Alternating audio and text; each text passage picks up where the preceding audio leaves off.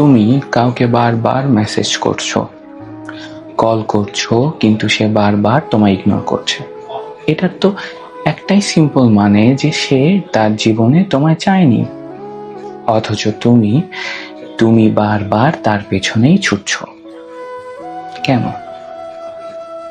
তোমার কোনো self respect নাই? তুমি একবার তোমার জীবনটাকে অ্যানালাইসিস করে দেখোই না। তোমার জীবনেও তো এমন অনেক মানুষ আছেন যারা তোমার সঙ্গ চায়, তোমার ভালোবাসা চায়, তোমার সময় চায়, তোমার অ্যাটেনশন চায়।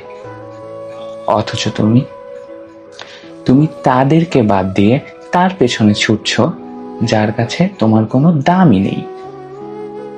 একটা কথা মনে রেখো, হাত পেতে শুধু ভিক্ষেটাই পাওয়া যায়, সম্মান কিংবা ভালোবাসা না।